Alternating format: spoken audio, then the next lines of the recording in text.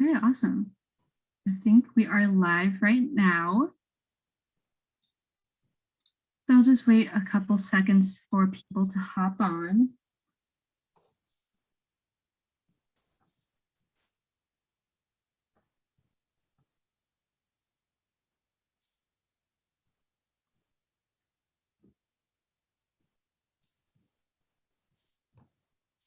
Awesome, we have 3 people watching so far. Hi, everyone.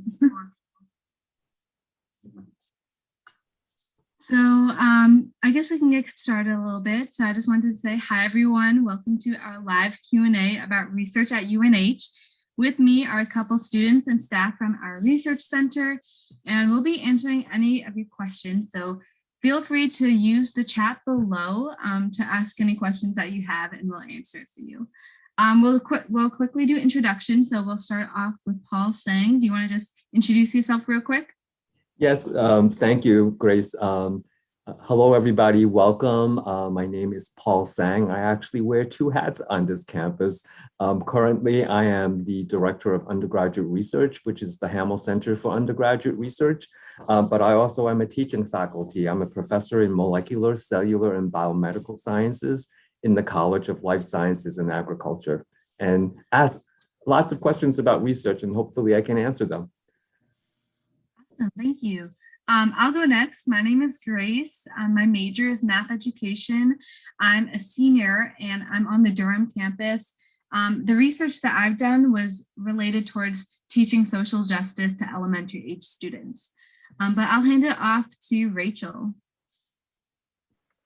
Hi, I'm Rachel. I'm a junior and my major is animal science. I'm on the Durham campus and my research is on cows.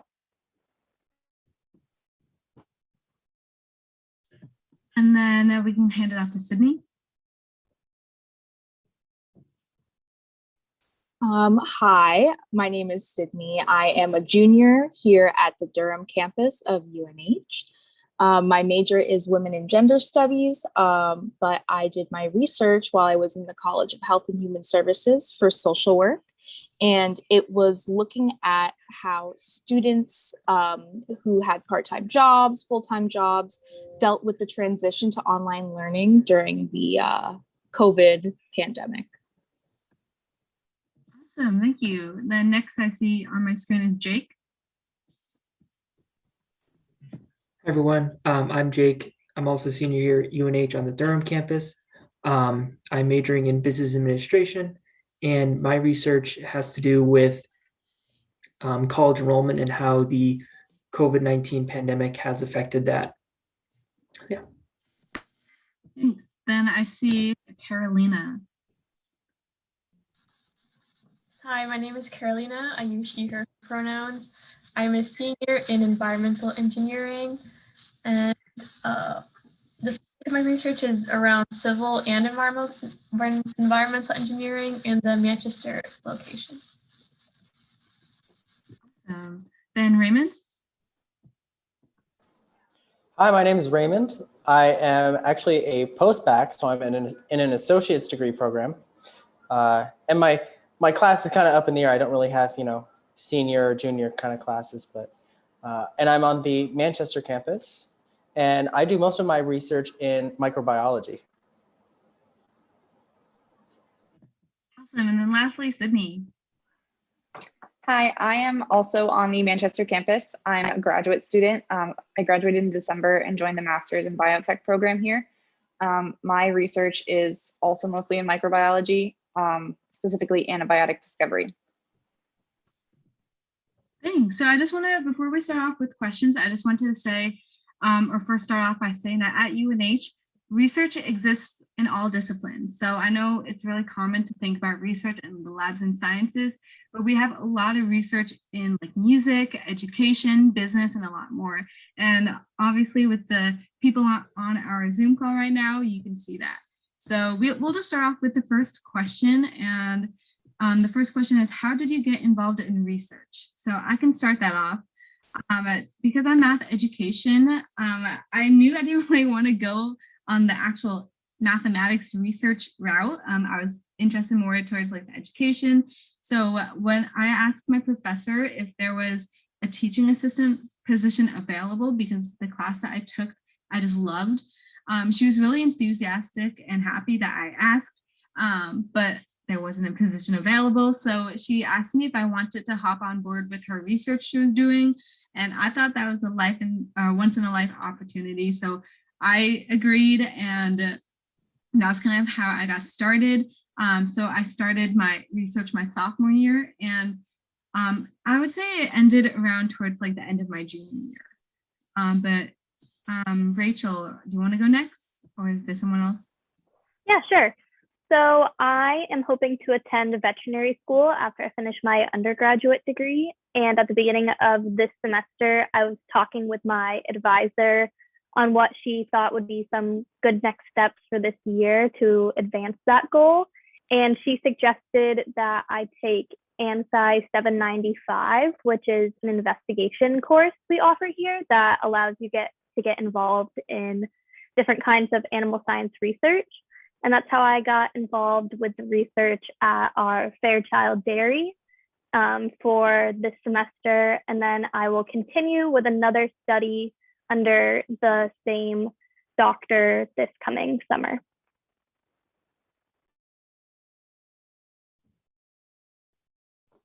So for my research, as part of the social work program, one of the classes you have to take is a research methods class.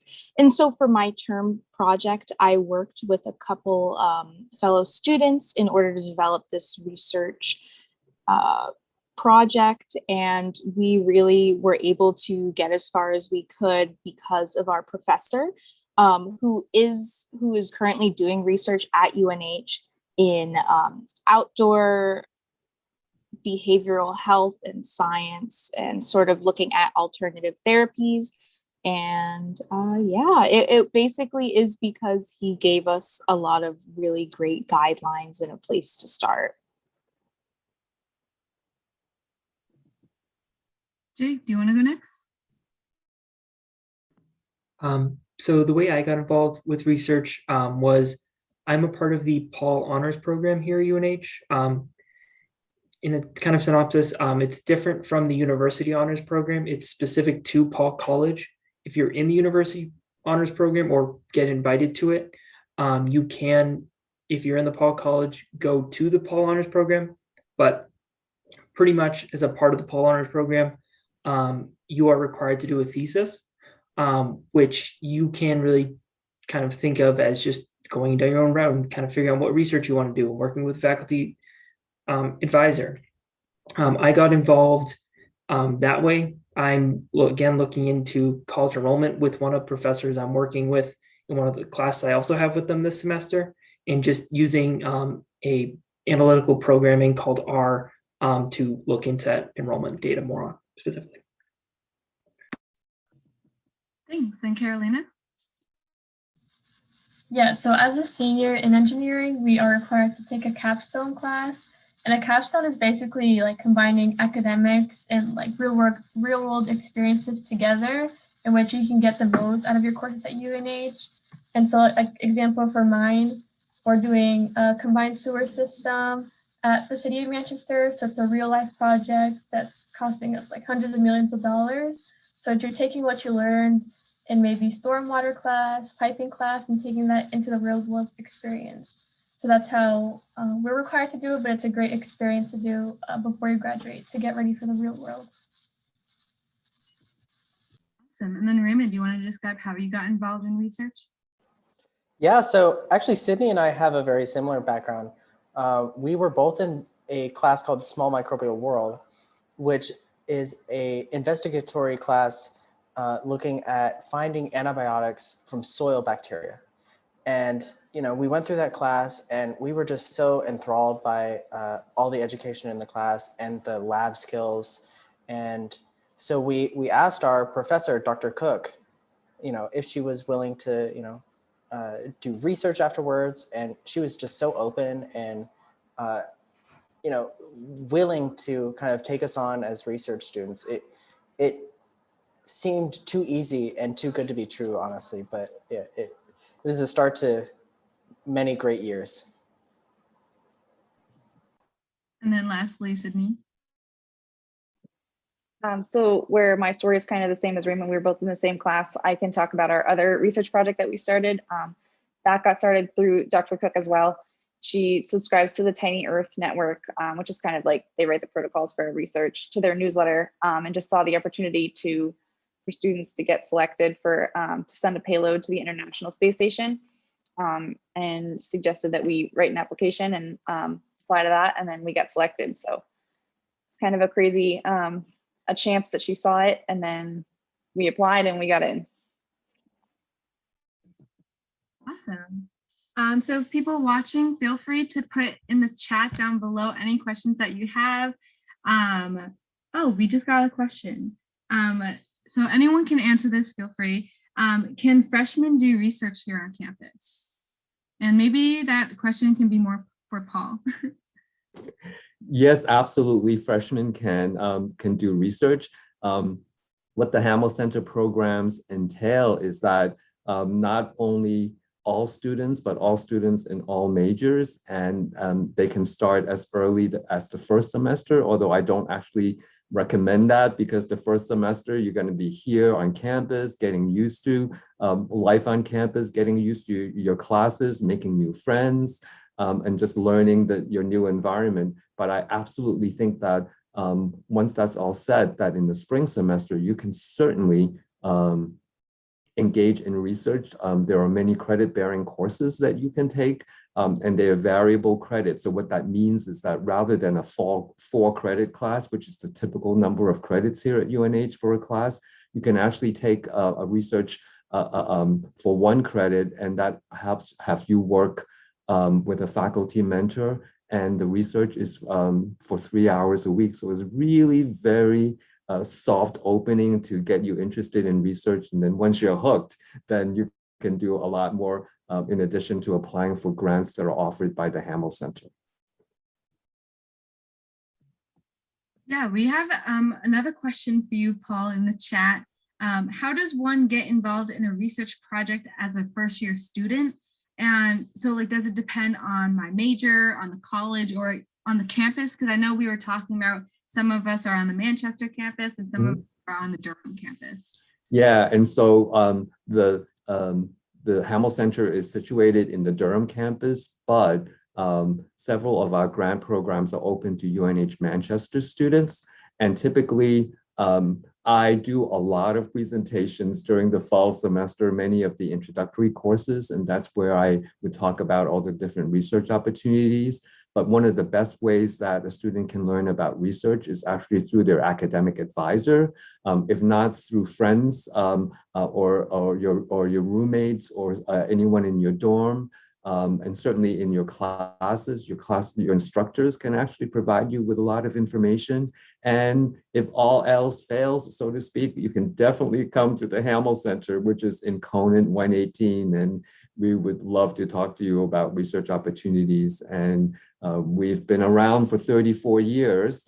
And that's how old the program is, much older than all of you individually. But there's a lot of history of the program, and we have fantastic opportunities for you. And then kind of going along that, same person asked, does UNH partner with like NASA, the FDA, CDC, or any national arts group? Like, do you know what partners we work with? So the primary funding for the Hamill Center is actually through very generous donors. So it doesn't come from your tuition dollars, it comes from these very generous donors. However, we cost share. So if I can give you an example. There's a space grant program here on campus, and the space grant, if there is a proposal, a grant recommended for funding, and it's in the area of space and space science, then I talk to the director and say, can we cost share? So that's an example of how we can partner with not only other programs here on campus, but we also partner with other faculty that may have their own grants. And so we do as much cost share as possible. Thank you. So great questions. Feel free to keep on putting them down in the chat. Next question will be for the students. It's just like, what is our research about? Like going more in depth into it. Because I know some of us, we already talked about it, but kind of going more in depth. So I can start again. So I worked with a professor and her, I guess 2 professors, and we worked on, like I said, how to teach elementary age students like social justice through children's literature books. So through different education courses, we had a project called Book to Art, where the students in that course will pick a literature book that has a specific social justice theme, whether it was like on racism, whether it was on like, I'm trying to think, I'm totally blanking right now, like immigration, stuff like that. And then during the read aloud with the students, they'll have like a discussion questions so that the students can start having a discussion on that type of topic. And then after reading the book, they'll play or do some types of arts and craft activity related to the book. So for me, my book was on racism, and I wanted my art piece to be kind of like tracing their hands and like making it whatever they want to show like that's who they are, that's like their hand type of thing. And then we put it all together to make a flower to show that like we're all like unity, like all together as one type of thing. And so yeah, that's what we were working on. We kind of were analyzing like what methods worked, what strategies we could have done better, and it was a lot of reflection. But we'll go backwards this time. Sydney, do you want to start for us? Sure. So my research, as Raymond mentioned earlier, is to find antibiotics. It stems from the class that we took. We look for antibiotics from soil bacteria. So there are so many bacteria in soil that you could, like, we're never gonna be able to discover them all, basically. And there's a really good chance that some of them are producing the next antibiotic.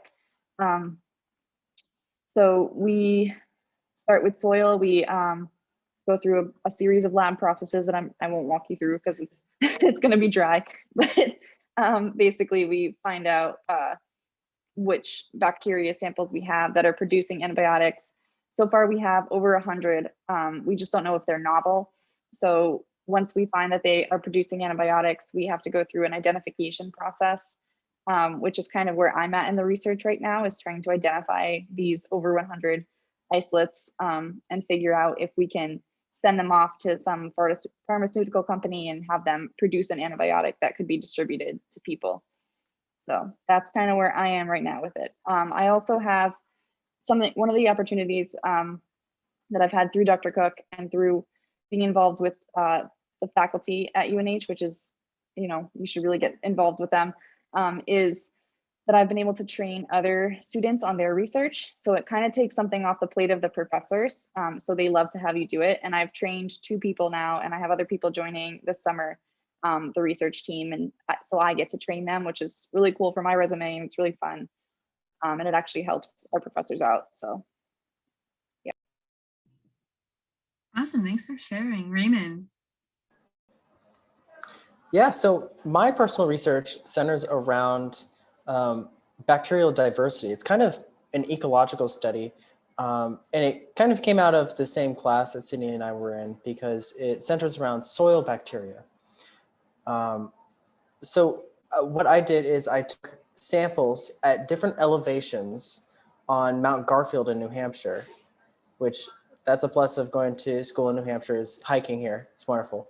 And then I've come back in the lab and I am trying to identify every single one of the bacterial samples that I have from those different elevations, and then seeing, is there a difference? Is there, you know, a causation of change that causes different types of bacteria to be at different elevations on a mountain? And kind of just like Sydney, I've been able to train people on my project as well. I have an assistant on my project, which is just so fantastic. UNH is really open to being able to provide people opportunities to get into research in any capacity that they want to. So that's kind of what I have. Thanks. Carolina? Yeah, so my project is based in the city of Manchester. And so to give a little background, this is like a $230 million program that is going to span over 20 years in the city of Manchester. And they all range from 18 different projects. They go from tunneling to ecological surveys. And then my project is mostly based on like the diameter piping part of the project. And so use different types of models as well as mapping software to determine what type of diameter best fits our environment, and also take into account climate change effects that'll happen in the city as well. So we have this one model called SWIM, and it allows us to run, like, there's this thing called a 10-year storm, a 100-year storm. And with that model, we get to run what the highest peak for a rainfall would be, and if our diameter size is correct, or if it's too small and it'll cause overflow to happen over the city, which we don't want. And so kind of our project is going around what's the best diameter piping, best fits the city, and takes into account climate change in the future. And yeah, we have to do also as well like mapping for the city and determining where's the best drainage pipes and stuff like that. That's mostly my project.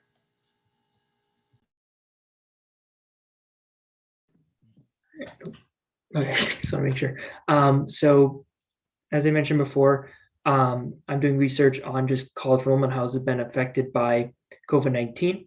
I'm still working on the research, but currently what I've done so far is gone to the US Department of Education, just because they have a wonderfully large database of all the enrollment for any XYZ university, and pretty much taken the last 15 years of data from, I think it was 80 different schools. I should remember these numbers, but pretty much taking that data, clean the data, put it onto one singular data table on Excel, and then am now in the process of analyzing that data using different predictive models.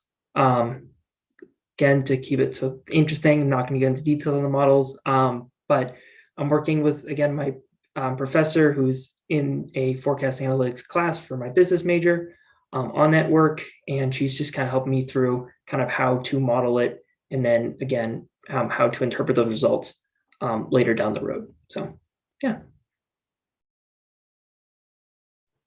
So for my research, my team and I developed a primary question, which was like, does being employed have an impact on the emotional well-being of students, like full-time undergraduate students, especially during the COVID-19 pandemic?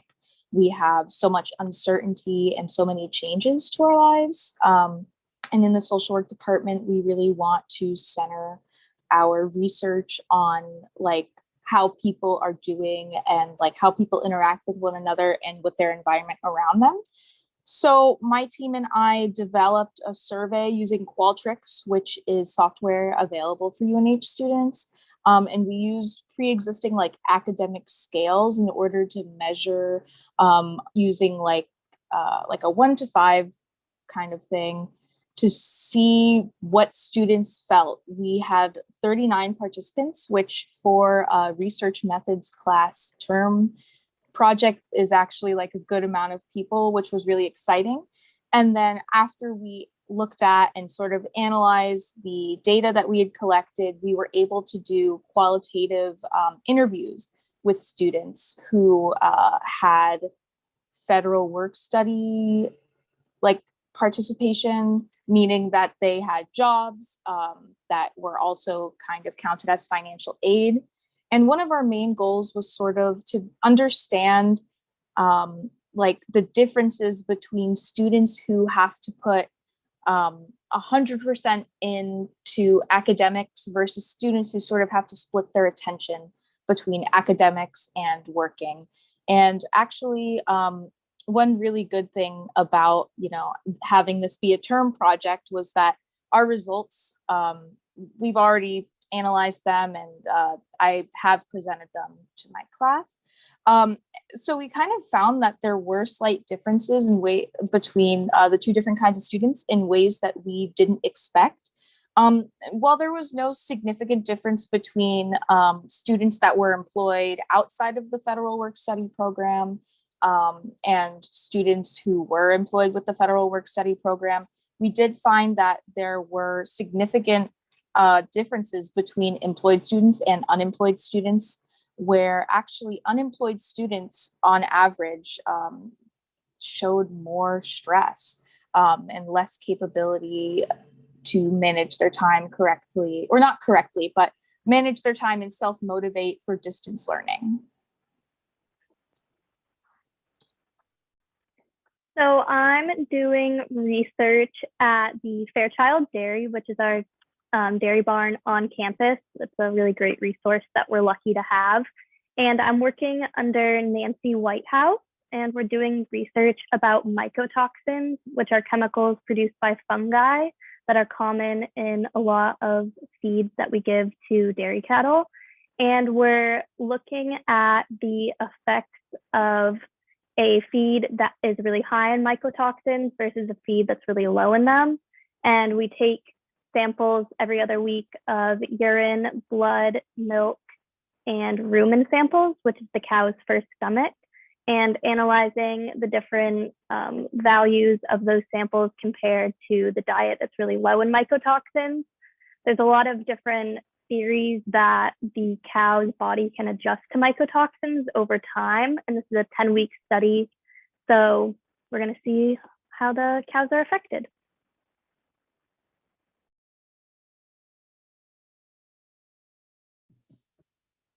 And then Sydney, I think, did you want to present the next question? Yeah, sure. So somebody said in the chat, is research important for grad school and jobs after college? I would definitely say it's not like required for jobs in grad school, but it definitely is a bonus to your resume. It gives you a lot of things to talk about, a lot of skills to add to your resume, and it will present you a lot of opportunities that you probably wouldn't have had otherwise. So I've been on so many projects and been able to, learn how to supervise people, learn how to write protocols for things, so many things that I would not have been able to do if I hadn't been involved in research and just did classes. So I would definitely recommend doing research if you can. Not required, but a huge benefit to you. I would totally agree with Sydney. My advisor really expressed to me that for something like veterinary school, that research is a really great thing to put on your resume and be able to talk about in interviews, and it kind of sets you apart from other students that maybe weren't involved in opportunities like that. I also agree with that. I had the opportunity to do research as an undergrad eons ago. And it really changed the path that I was going to take, that I loved it so much that it gave me the opportunity to apply to graduate school and get in. And the other thing that is that the individual who I worked with, she taught me a lot about doing science, but also she was a great resource because this individual, she knew me outside of class. And so that ever important letter of recommendation is something that you want to think about, whether you're applying for jobs or for graduate schools. So research can bring a lot of things your way. If anything, it really expands your mind. And what I typically say is that research actually puts what you've learned in class, it brings it to life. And so that's something that I think it's invaluable. Yeah, definitely. Next question is, so this is for everyone. Have you ever presented at a conference or panel or have been published in a journal? And just what was your experience like? Does anybody want to start off for us?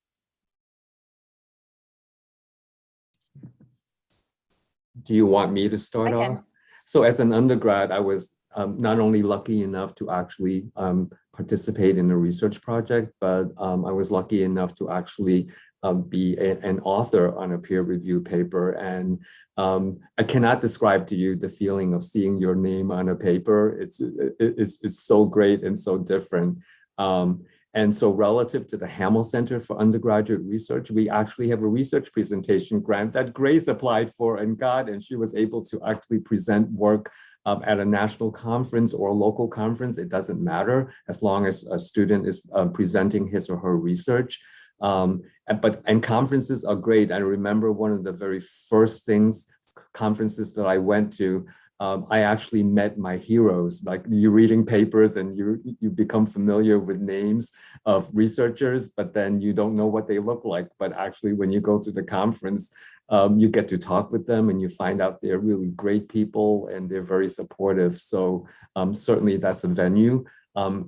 And the last thing that I'll say is that UNH also has an undergraduate research conference. It's probably the largest, if not one of the largest conferences of its kind in the US.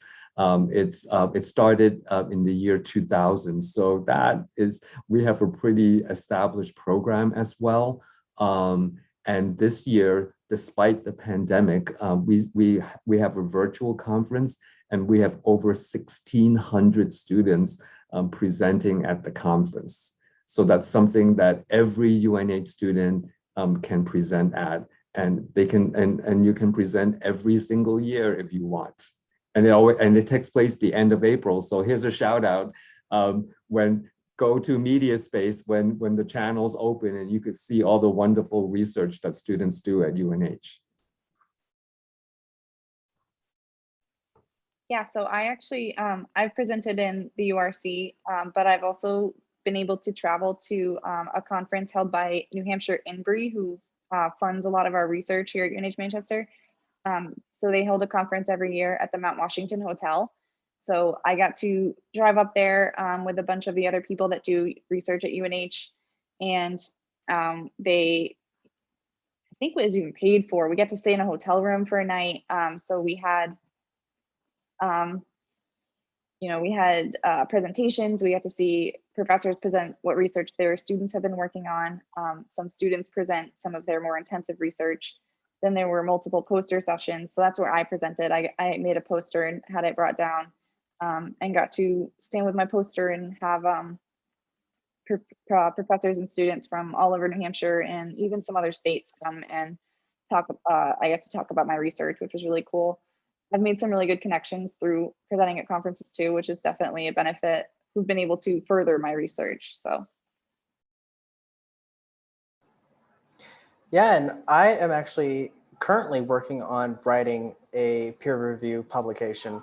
So this past J term, I kind of modified and invented a new way of genomic DNA extraction from bacteria.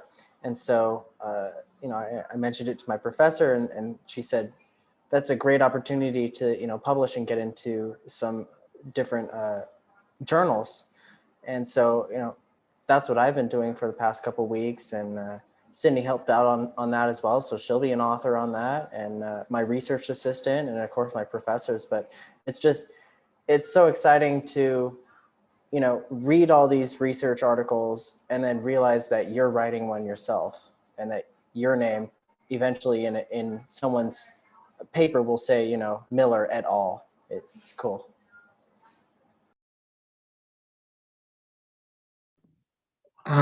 So, and just going back to Paul College, another way I got involved with research more towards my first year for that student asking was do the FIRE URC, which is separate from the actual URC, but it is very similar in the sense that it will have poster presentations, it will have oral presentations that are going on. And pretty much what my group did was we were tasked, or we were given a subject to look into. So for us, it was artificial intelligence. And we were told, okay, go out and kind of figure out, what kind of product can use artificial intelligence to help X, Y, or Z problem. So we looked at more of a mental health. So we came up with a product that was similar to an Alexa that would be kind of a virtual therapist, if you will. There's a lot more to it than that, just because a lot of different confidentiality and all that. But pretty much, I was not involved in the actual presentation process, but I did end up attending just to watch my group present that via poster. And then other groups would present to the oral, and it was only for first year students. So that's, if you're going into Paul College, that would be another example of getting involved in research right in your first year. So I presented research in like a little bit of a less formal setting in my class, but it was still like a really good opportunity because not only did it kind of give me a smaller scale of like being able to learn how to present effectively with like a team, a group of people, but it was also really nice being able to like make personal connections with the people that were helping me learn how to do research, like with my professor, with the master's student that he had assisting him. We actually got to chat about potentially using the data that we collected to give it to like the provost and the dean of the university, since COVID is still, a pressing issue. And so it just felt really, really great to be able to, have an impact on that. And then for me, for the research I did my sophomore year, we because it was really reflection based, we wrote an article and I helped contribute to that article by just writing my experience of being one of those kind of pre-service teachers, like reading the book to students and doing the artwork, just sharing my experience, what I felt comfortable, what I think I needed more like help with, stuff like that. And our article was just recently published in the Multicultural Perspectives. And then I also went to a conference or presented at a conference my junior year. It was the National Association of Multicultural Education. The conference was held in Tucson, Arizona. And so like Paul was saying, I was going around all the different UNH departments trying to get funding for the flight, the hotel, stuff like that. And luckily I didn't actually have to pay a penny out of my pocket to go to Arizona, which was awesome. The conference was held in the most like beautiful hotel ever. I presented in front of about like maybe like 10 people, which wasn't that much, but at the same time, there was a lot of presentations going on at the same time. And that's something you might notice if you ever go to a conference. But yeah, and then I've also talked on multiple times on panels at UNH, just about my experience doing research and stuff like that. So there was another question about, can you be paid for research at UNH? As far as I know, for UNH at Manchester, yes. So I'm paid for my research, but it kind of took me a little bit to get here. So I went through the normal process of signing up for research for credit. And that's how normally someone would get into research. And then along the way, if things get very involved, you can transition into that being paid for research.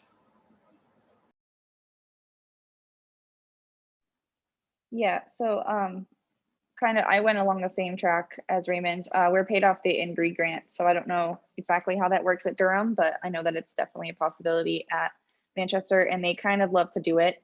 They just want you, as my experience has been, that professors want to get you as much as they can and provide for you as much as they are able. Yeah, the answer is yes. So. And I can follow up with that from the perspective of the Hamill Center for Undergraduate Research. We provide competitive grants, and most of the grants actually take place during the summer. And if you are awarded one of these grants, right now, the students receive a $3,500 stipend for a 10-week research period and up to $600 in research expenses. And so that's one way that, that you can enjoy the research and perhaps not worry so much about having to pay rent or for room and board, for example. Many students actually stay at home, but there is a stipend associated with that. I also have a research lab of my own. And so another way that students can get compensated is that I actually pay my students through my grants as well. And kind of for Rachel's benefit, I also work on cows, and I work on the reproductive biology of cows because they're fascinating and they're beautiful animals. And so there are different ways in which students can, quote unquote, be paid. And I use the word paid very carefully because the Hamill Center they're really fellowships and they're grants. But yes, the answer is yes. Yeah, kind of going off of what Paul said, I'm doing my research for credit, and how my advisor does it is for every credit, it's 2 hours a week of requirement for time. So the first 4, I'm doing 2 credits this semester. So the first 4 hours a week is for my class, and then anything I do after that for the week is paid hourly through the company that is paying to do our research. Awesome, thank you. And then I see we have another question in the chat. Can you do research in another country? Does anyone want to take that? I can answer that. There are actually 2 research programs offered through the Hamill Center for Undergraduate Research that are international. Obviously, last summer and this upcoming summer, they have all been suspended just for the safety of students, which is the utmost. However, hopefully in 2022, when things hopefully will get a lot better, we actually have an international research opportunities program. And then the second one is the Summer Undergraduate Research Fellowship Abroad. It's a mouthful. We call it SURF Abroad and IROP respectively.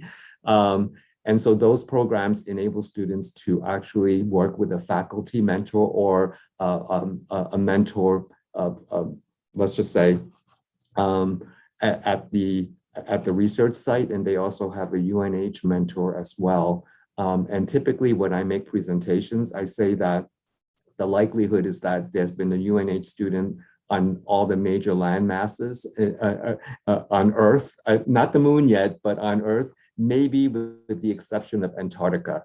And so yes, there are opportunities to do research abroad. And it takes place between the summer of your junior and your senior year, 9 weeks. There's also another opportunity that I know here at UNH Manchester, at least. Some professors will offer an upper level special topics class, they call it, where you get to design a research project, and then they actually take you somewhere, usually abroad, to over spring break, and you might stay for, I think, 2 weeks maybe. So obviously that hasn't happened since COVID started, but I know that they went to Brazil last year, or the year before that. Last year they were going to go to Iceland. So I don't know where the next place will be, but there's definitely opportunities, even if you're not directly involved in research, where you can, maybe that could start your research, is taking that class. Mm-hmm. Yeah, awesome, thank you. So we do have time for just one more question. And so the last question is, what have you gained from doing research at UNH? And so Rachel, do you want to start? Yeah, sure. So I've gained a lot of really practical skills that I'll take on with me into upper level classes and hopefully onto vet school, just utilizing those skills that I learned in my first years at UNH of lab skills. I've been able to utilize those for processing samples.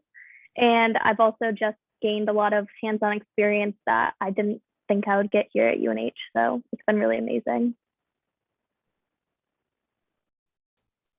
So similar to Rachel, I feel like I gained a lot of practical knowledge that can be applied, like not only in my everyday life, but in my plans to like go on to grad school.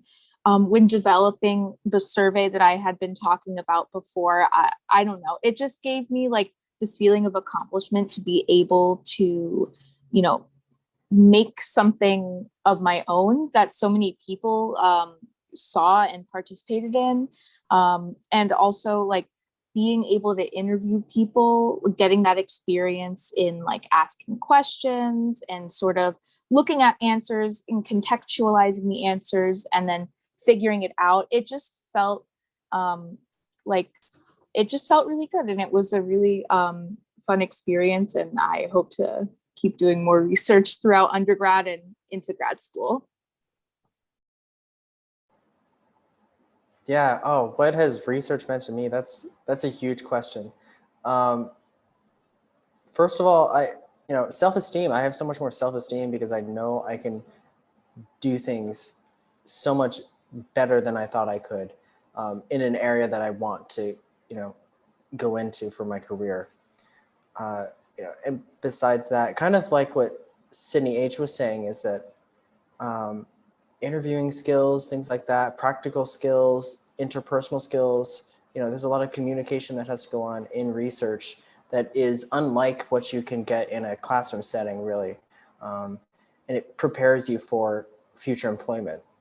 And I've already actually gotten a job because of my research here. So it just opens doors that you wouldn't be able to get in other places, I think. And that's really kind of what I've taken away from it. For me, on top of gaining the skills that I've gained through research that the other people have talked about, I've also gained like kind of a path. Like I've declared majors, but never been totally sure about what I wanted to do. But this research has really, I feel like, led me to at least a more confident place in my career path. It's the reason I enrolled in the grad program was to just keep doing research and keep exploring the field of academia. I just don't want to leave my research. So it's really kind of guided my entire life at this point.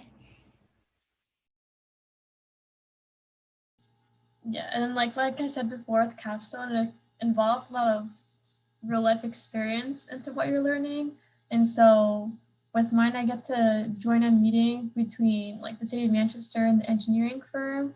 And it really gives you like real life examples of maybe like confusions, and sometimes you even hear like arguments in these type of like conferences calls. So it really gives you the reality of what happens in the engineering world, as well as real world experience in dealing with these different types of softwares and programs. One last thing. And then going back a little bit to the second to last question, is that like my research assistant, I am as a research assistant in a different program. And with that, I was able to get money for my work study. So I've gained a lot of skills there through laboratory work by being a research assistant. And that can be started as soon as freshman year.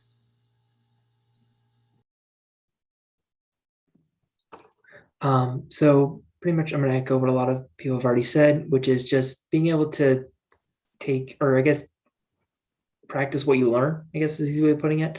So again, I'm taking the class I'm taking right now. I'm able to apply through my thesis through the analytics portion, but also just being able to take skills I've learned from other classes and be able to apply it to that research has really kind of been a big thing I've gained from this research I've been doing.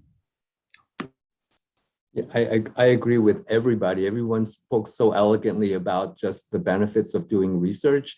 And for me, it's a lot of fun. I love meeting with my group, and everyone talks on the same level. Everyone's very helpful. It's like our UNH lab family. And you get to interact with a lot of different people, not only with your peers, but with graduate students, with research technicians, with faculty, with collaborators. So everybody just converses at that one level, but they share a common interest. And I think that that's really important. And you feel a sense of belonging, and then you work with, and these individuals. After you graduate, you communicate with them, and very often, if you stay in the field, you see them at meetings, and it's just such a great feeling. So if research is for you, try it out. You might like it. Yeah, definitely. I don't want to echo or repeat too much, but I want to echo what everyone else said. What I've gained from my research doing here is definitely the relationships I've made with my professors. After the two professors that I worked with, one of them became my advisors for graduate school. We talk a lot. She was like, she's helping me find also internships and just helping me just succeed and be successful in my future career. But I also gained from the research is definitely a more love and passion for teaching social justice, especially for, like I said, elementary age students. I think it's just really important to start having the conversation when you're younger. But yeah, that's all the time that we have for today. I just want to say thank you so much for being here with us. You all had great questions. Definitely check out our next live Q&A next week about the different academic resources we have at UNH. And if you have any other questions, feel free to contact us at admissions.unh.edu. We hope to see you soon.